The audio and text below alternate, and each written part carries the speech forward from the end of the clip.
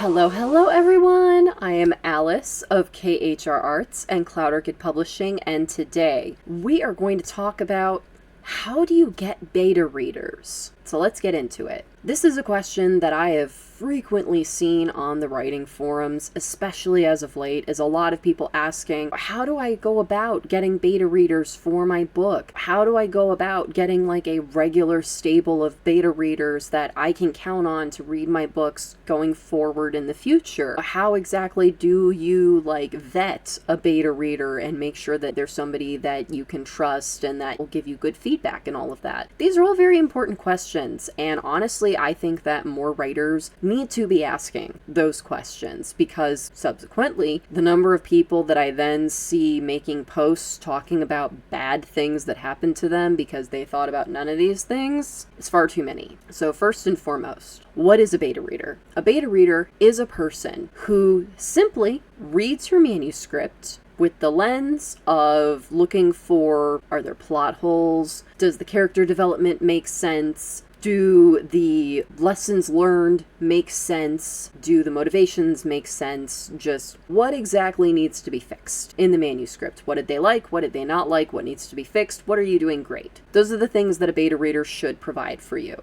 And a beta reader can be somebody in the industry, but they don't have to be. As I like to say, you don't need to be a chef to know that the soup sucks. And what that means is that you can absolutely 1000% have your friends read your manuscript and be your beta readers. In fact, I have several friends who are beta readers, and they're not authors or in the publishing industry, because you don't need to be a chef to know the soup sucks. I have plenty of friends who are trusted friends who I know that I can trust them with my manuscript or parts of my manuscript for them to read over and for them to give me honest feedback. And not only that, helpful, honest feedback. But it does help if you do have access to people who are authors or other persons in the industry who can also give it that critical lens from a professional standpoint, in that they understand your genre, they understand your audience, and most importantly, they understand what's going to help your novel sell. All of those viewpoints are also super important, but not everybody has access to people who are necessarily going to be able to give you that kind of feedback. How exactly do you go about vetting a beta reader and finding a beta reader? Like I said,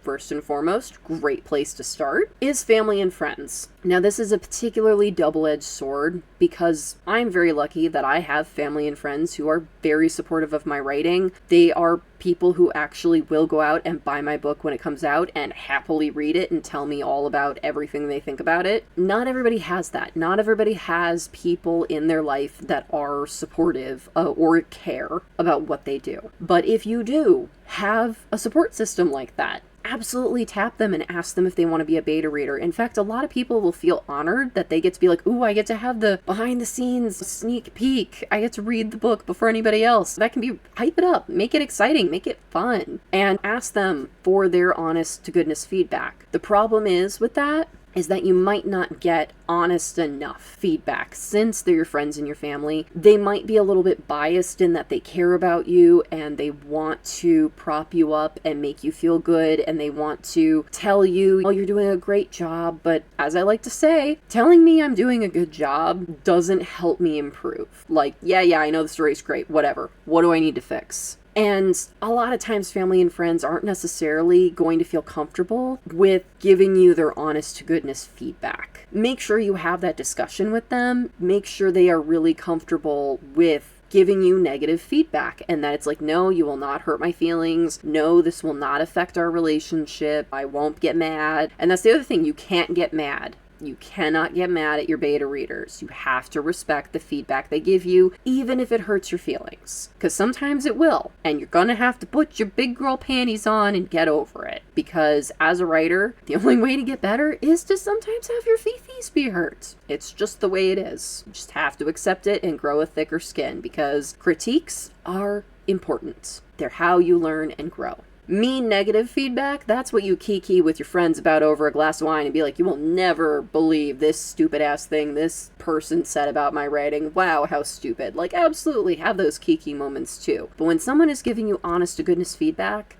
don't get mad at them. They're doing what you asked them to do. So if you don't have family and friends that you can count on to do this kind of process, or maybe you do, but you like want a little bit of variety in your beta readers. I keep saying this in all my videos. I cannot stress enough how important it is, y'all. Get involved in a community 1,000%, whether you are lucky and you have access to a local writing community that you can go in person, or it's mainly online and then sometimes you meet in person, whatever have you. Absolutely get involved with that. Or if it's purely online, that's okay too, but get involved in a writing community. There's so many groups and forums out there where they literally are all about just people trying to connect with each other to become writing groups, whether it's a workshopping group where you all like share your writing and workshop together, whether it's just, hey, we're gonna get together and we're gonna kiki, or whatever level you want to be at.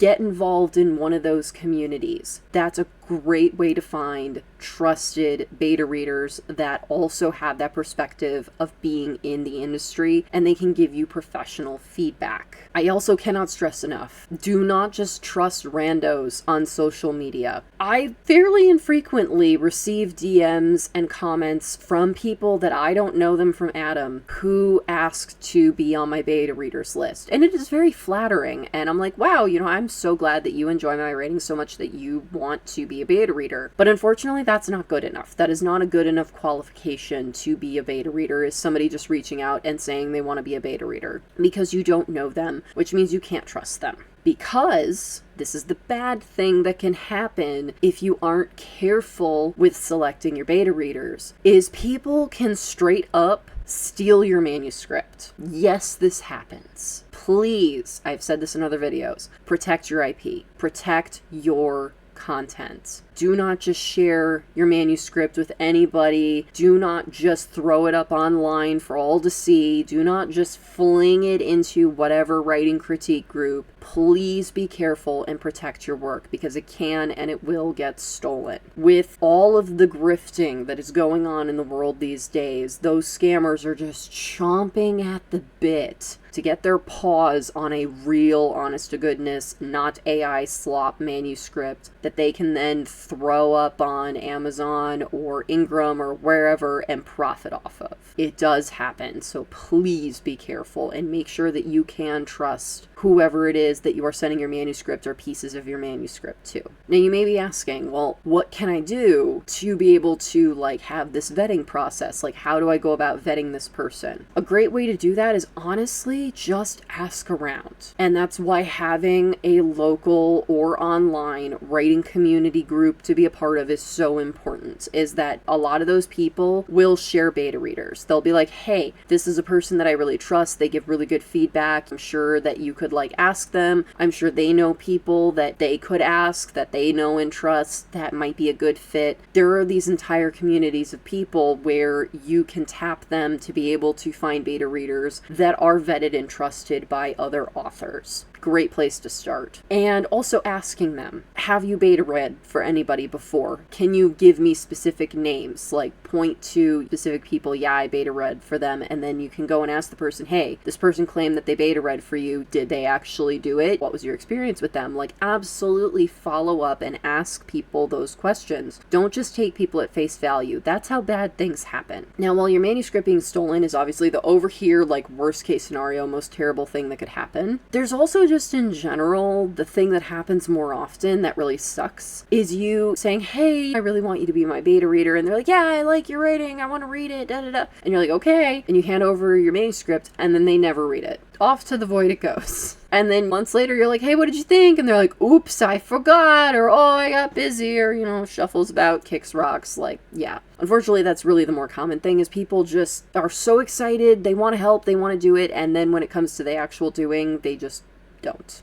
And that's annoying and sucks. Asking around, you'll be able to find out, typically, hey, don't ask so-and-so to beta read for you. They won't do it, or they'll take a million years to do it, or they'll give lackluster feedback, or whatever. Always ask around. And then the other scenario that happens a lot that is also entirely unhelpful are people that give irrelevant feedback. And irrelevant feedback is when people tell you things like, oh, I see that you wrote like a college romance. I don't like romance. You should make this be a space opera sci-fi odyssey instead. Stuff like that, where it's just like, well, that's not what the story's about, buddy, so I don't know what to tell you. Like, them just saying, well, I want the story to do this. And it's like, well, that's not what the story's about, so I don't know how to help you. Sorry. That's also why it's important to vet, to make sure, like, the beta reader is a good fit for your story, that it's not just they want to read this, but you're writing this. Like, that's typically just going to end badly for both of you. Just,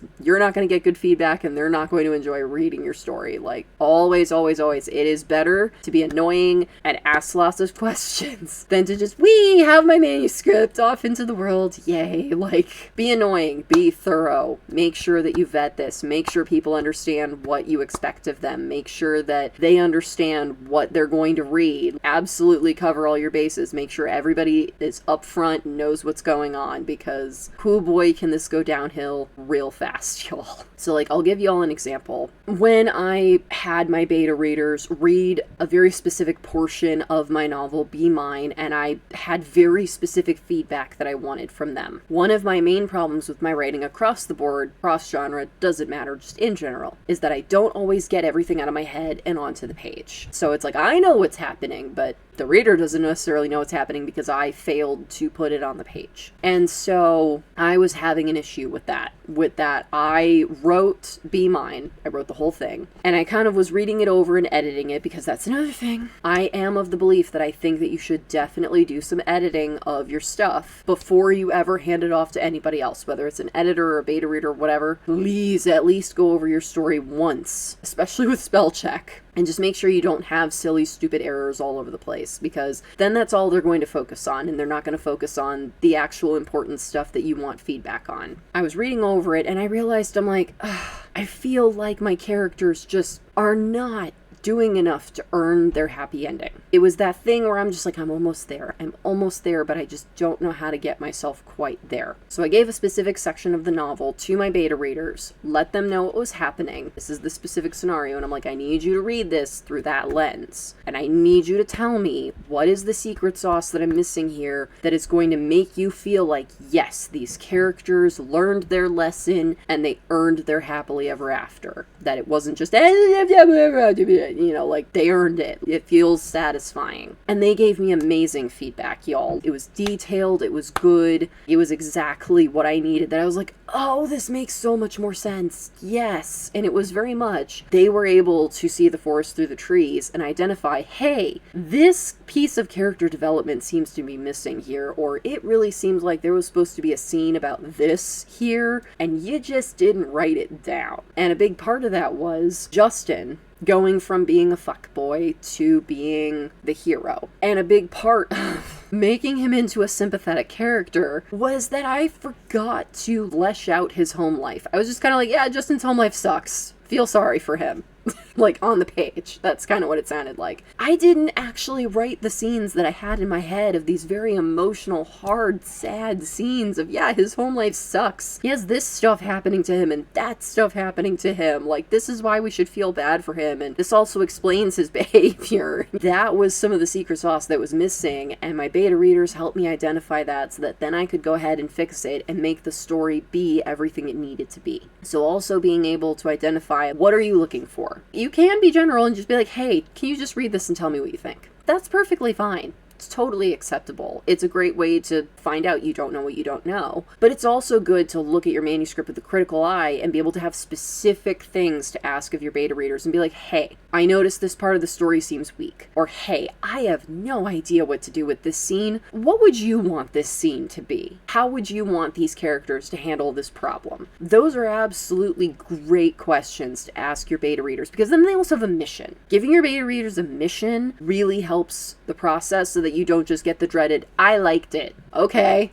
great. I'm glad you liked it, but anything else? Give them a mission, and you will get much better feedback. Above all, do your research, make sure that these are people that you can trust, that not only are they going to give you good feedback, but they are going to respect your writing and respect you. And then also, you respect their feedback and you're going to actually do something with it. That it's not just, yep, I know that that's a big problem in my story, but I'm not going to fix it. Off to the publisher it goes. Make sure you also uphold your end of the bargain too and follow through with the feedback that your beta readers give you. So, I hope you all found this video helpful. If you did, please be sure to give it a like, and if you're new, subscribe. Alright y'all, thank you so much for watching. Take care. Bye-bye!